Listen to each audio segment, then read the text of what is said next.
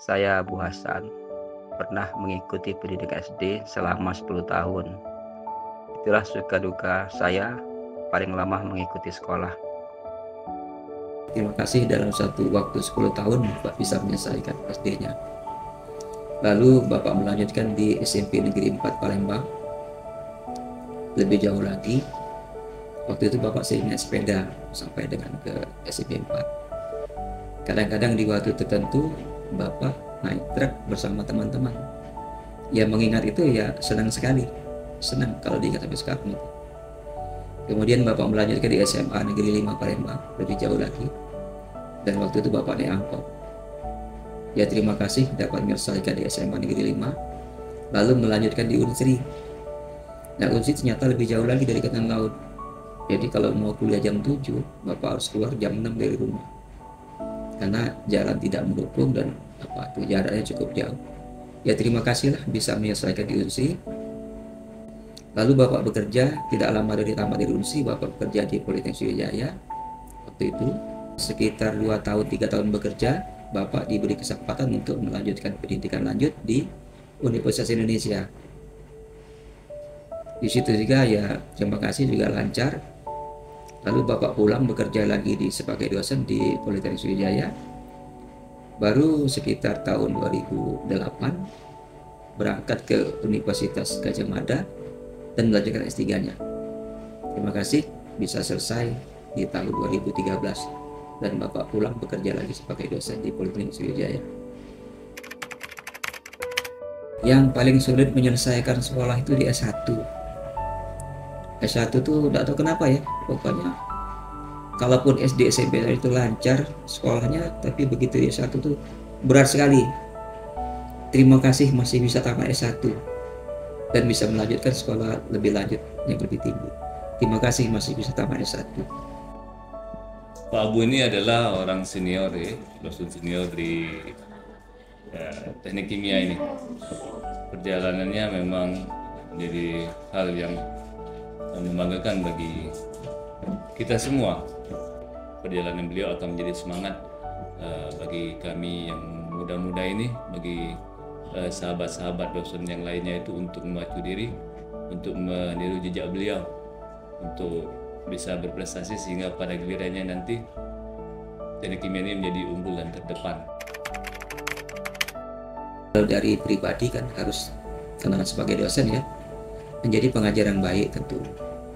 Kemudian tetap melanjutkan penelitian karena itu memang salah satu dari kerjanya dosen.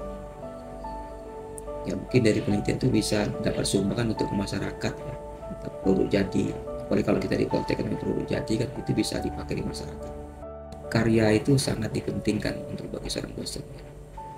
Apalagi vokasi itu memang harus karya itu digunakan di masyarakat. Nah Bapak harus konsen ke sana, membuat suatu karya dan bisa dipakai, bisa melalui penelitian atau yang pengabdian seperti itu.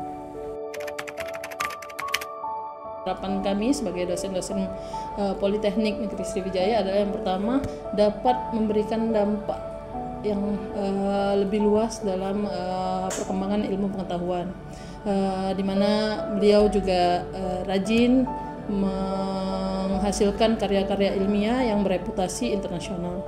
Kemudian yang kedua juga menjadi motivasi bagi kami dosen-dosen muda untuk dapat mengikuti jejak langkah karir beliau hingga menjadi profesor. Itu harapan yang paling utama dari kami sebagai dosen-dosen muda di Politeknik Negeri Sriwijaya. Pak Abu itu orangnya yang sangat baik.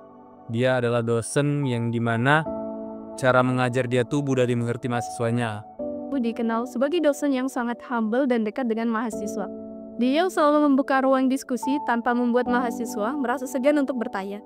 Sikapnya yang ramah dan penuh kesabaran dalam menjelaskan materi membuat suasana belajar jadi lebih nyaman. Beliau pada saat mengajar cukup mudah dipahami dengan teori-teori yang lebih menjuru ke kehidupan sehari-hari. Jadi oleh mahasiswa itu mudah dipahami. Konsep mengajar beliau itu sangat terstruktur. Nah, yang paling berkesan bagi saya itu ketika beliau memberikan contoh nyata di kehidupan di mana kami sebagai mahasiswa itu lebih mudah memahami konsep-konsep yang diajar oleh beliau.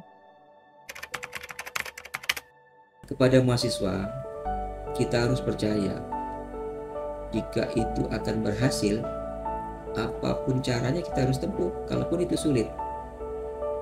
Kita harus tahu dan kita harus percaya bahwa itu berhasil, maka kita harus kejar.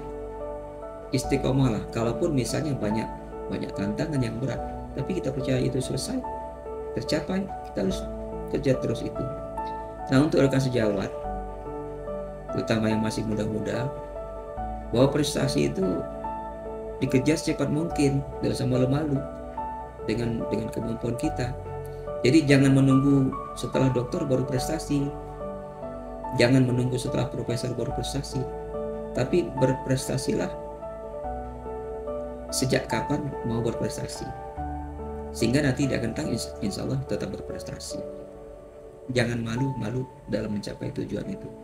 Dulu waktu Bapak belajar mengaji masih kecil, kata guru ngaji itu supaya bisa mengaji, ada semacam ungkapan, dikatakan pepatah juga mungkin tidak tepat, lak men katanya. Jadi galak-galak nemen-nemen. Artinya apa? Untuk mencapai suatu tujuan itu memang harus serius. Sering-sering berulang melatih diri supaya serius gitu.